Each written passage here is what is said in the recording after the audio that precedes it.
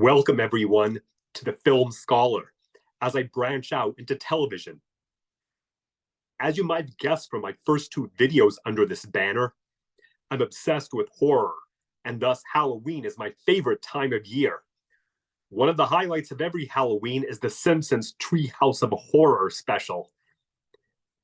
Of course, it's become a cliche that The Simpsons hasn't been the same since the golden years, with the general consensus being that the golden years ended with season 10. I myself haven't been a regular viewer since season 15, which was 19 years ago. Wow. However, I've seen a fair number of episodes from later seasons, and the show at its best can still entertain and stimulate, especially with their annual fall tradition that has become almost as famous as the show itself. Now is the perfect time to rank the Treehouse of Horror stories, as they're exactly 100. Let's go in order from worst to best, in groups of 10.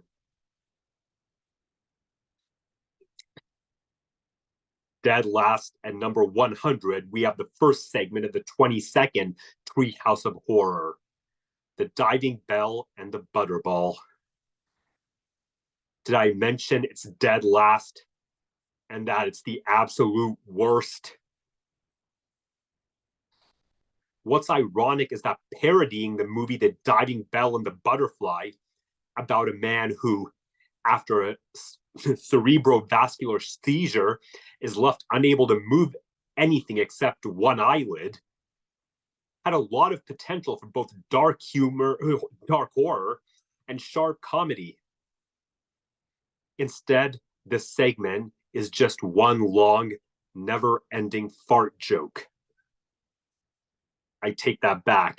It's one long, never-ending fart joke, followed by the worst attempt at a Spider-Man parody in history, followed by an extremely lame joke about that failed Spider-Man Broadway musical. Whatever person or animal wrote the sewage is in no position to be mocking anybody else's creative failures. Honestly, imagine Family Guy at its absolute worst, being shoehorned into The Simpsons' most hallowed tradition.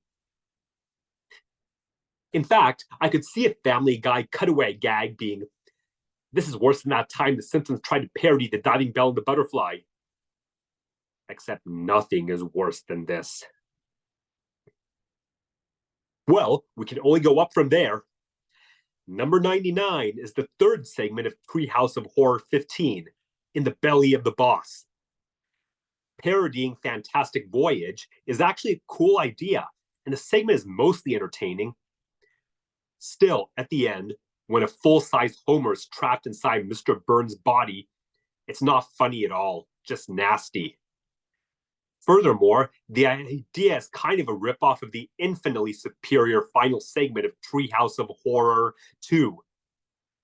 Also, ending with the dumb non-sequitur dance number is a ripoff of the final segment of Treehouse of Horror 5, which wasn't even any good.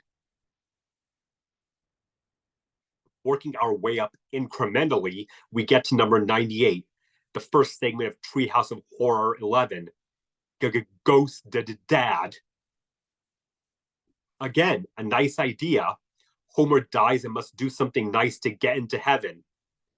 I particularly love the joke making clear more than ever what a useless husband he is.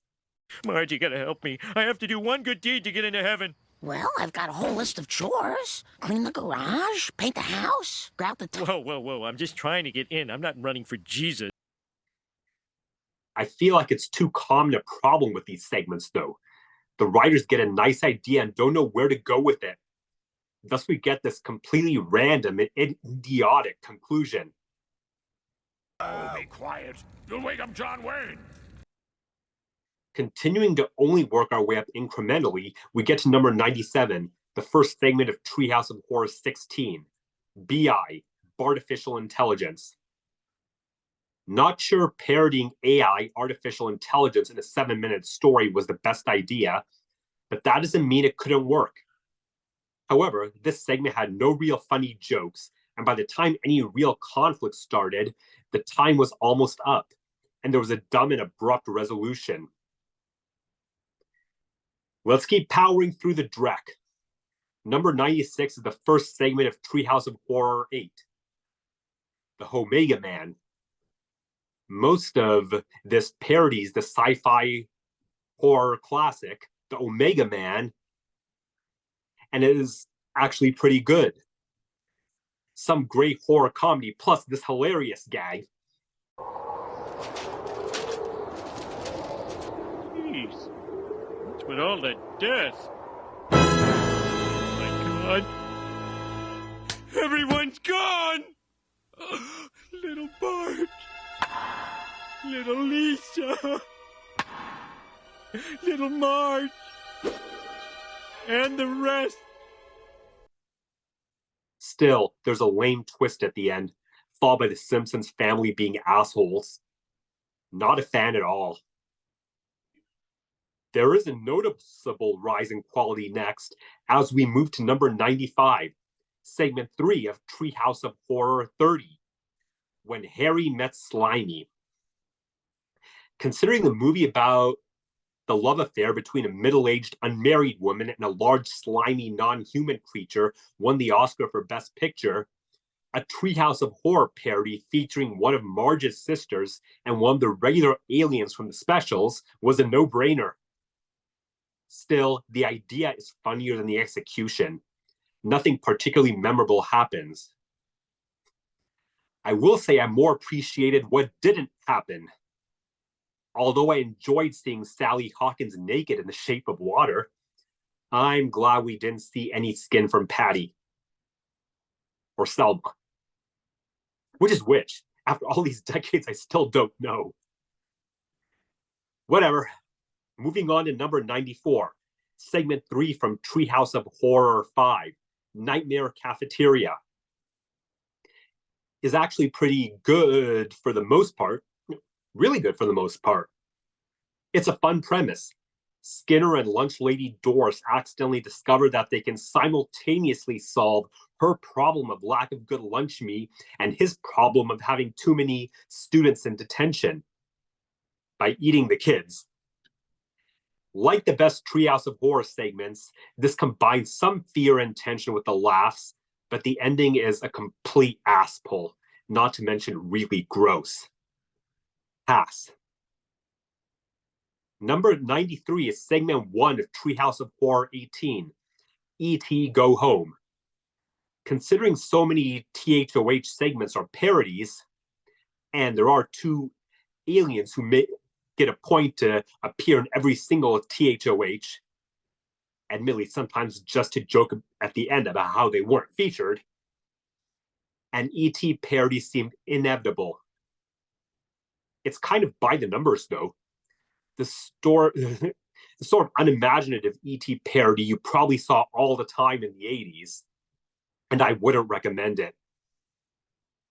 Number 92 is segment 2 of Treehouse of Horror 12, House of Wax. It had this real gem. That voice could use a little personality. Oh, let's try Matthew Perry. Yeah, could I be any more of a house? The voice chosen for the house, though, ends up being Pierce Brosnan's. The house is thus supposed to be a real charming, proper British gentleman, but that keeps it from being scary or tense, and thus from being too funny when the house falls in love with Marge and grows murderous. Mediocre entry. Let's keep working our way up. Number 91 is segment 1 of Treehouse of Horror 29, Intrusion of the Potty Switchers. A Steve Jobs parody creates technology that sucks out people's souls, and it's a promising idea, but ultimately just leads to an ending that rips off the infinitely superior, The Greatest Story Ever Told, which we'll discuss later. That concludes the first of our 10 installments. You'll notice that even the lowest decile, every segment, with the notable exception of the diving bell and the Butterball, has redeeming quality. That indicates how awesome Treehouse of Horrors are in general, and things are only going to get truly amazing as we keep working our way up the list.